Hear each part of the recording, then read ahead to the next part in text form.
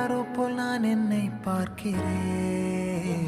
ஏதுமில்லாமலே இயல்பாய் சுடர் போல் தெளிவாய் நானே இல்லாத